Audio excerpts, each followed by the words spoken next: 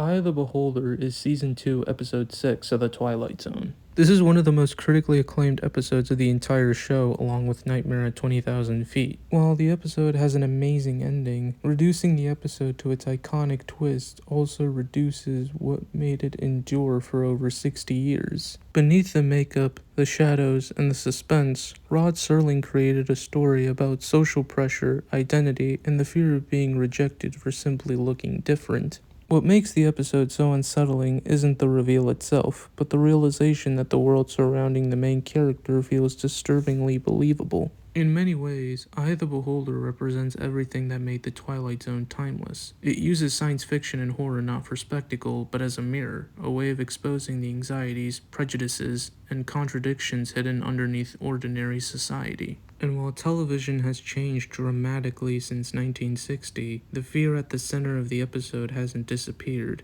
If anything, it has only evolved. The episode is about a woman who is horribly disfigured and decides to go through with plastic surgery to look normal. Throughout the episode, the woman has been wanting to get rid of the bandages on her face. However, the doctors and the nurses keep telling her to keep the bandages on her face because she doesn't look normal.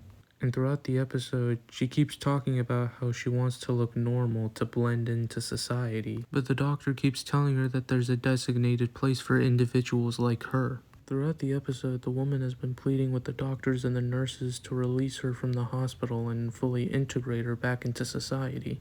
The entire episode has been building up to the reveal of what this woman actually looks like because the characters throughout have been talking about how deformed and abnormal she looks from everyone else. Only for the long-awaited reveal at the end to be that she looks normal. She doesn't look hideous, and she doesn't look deformed or abnormal. In fact, she looks beautiful. Not only that, but there's also a double twist where it's revealed that the doctors and the nurses and in fact everyone in that society actually looks like a deformed creature. It's revealed that their expectation of normal was far beyond what we thought it would be. But it's not just the woman who looks normal to us in this society. It's also revealed that there's a guy at the end who also looks handsome to us but abnormal to the characters in the episode.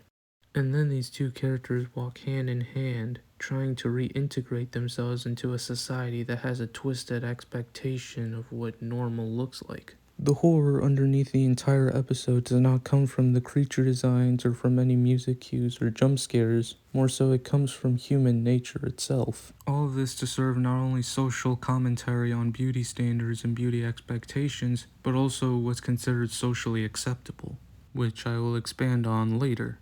The filmmaking on display is masterfully executed. The episode has amazing cinematography with a lot of wonders that go on for minutes, but they're not there to simply look impressive. The point of these shots is to linger on the acting from the woman with the bandages on her face. The woman is able to communicate emotion without the audience even looking at her face. That's the power of verbal delivery and gestures. Something else to note about the episode is the environment. The hospital seems cold and emotionless, like the doctors and nurses in the episode. There's hallways, but we don't hear any other patients, and we don't see the hospital staff being busy, which can be proven through really the lack of extras and the lack of props. The nurses and the doctors in the episode have shadows on their faces, which is meant to cover their expressions, yes, but the episode could have also just shown the back of their heads. But there's several points where we're shown the front of their faces, but we don't see the reveal yet, which is meant to build a foreboding atmosphere and imply ominousity. It's also meant to put us, the audience, into the perspective of the main character. She has bandages on her face and can't properly distinguish any noticeable features on anyone's face. Something else to note about the episode is the casting. The nurses and the doctors all sound human and sympathetic towards the woman when talking to her, but they switch to cold and efficient in a matter of seconds when they're alone or talking to each other about the woman. Something else to note, the last act, when the woman is trying to run away from the hospital staff, isn't shot like a thrilling sequence. In fact, there's little to no movement being done with the camera.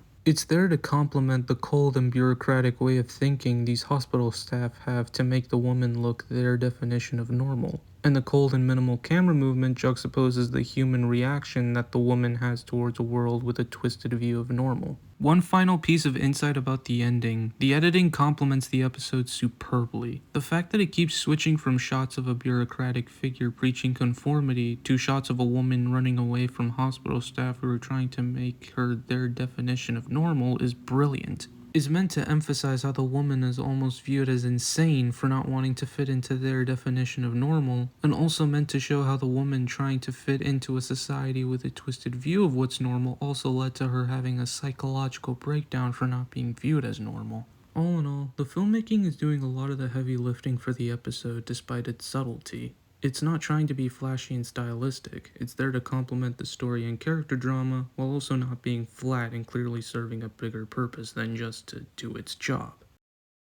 The episode has themes that remain just as relevant nowadays than they did back in 1960. It not only tackles themes relating to the unrealistic beauty standards that are implemented by society, but also questions what is considered normal. What if one person's ideas of normal are different to a whole group of people's ideas of normal? The episode came out in 1960. The 50s to 60s were the peak of advertising, where models were used to advertise all sorts of products. And advertising hasn't changed at all. In fact, it's more prevalent and more in your face than it was in the 50s and 60s. With the rise of social media such as TikTok, Instagram, and YouTube, advertising has always shaped the idea of beauty, and it continues doing so. However, beauty standards don't just affect normal people. I mean, look at all the celebrities throughout the years who have gone through with plastic surgery and look insanely different. All of that done to fit in with the changing beauty standards. All of this to say that the episode definitely goes beyond just tackling beauty expectations, but also the way you act. How often in our daily lives do we perform just to fit in socially, whether it be trying to catch up on trends and recent news stories to keep up, change personalities depending on who you talk to, or even wear certain clothes in appropriate settings. The episode not only tackles beauty expectations, but also challenges our collective view of what's normal.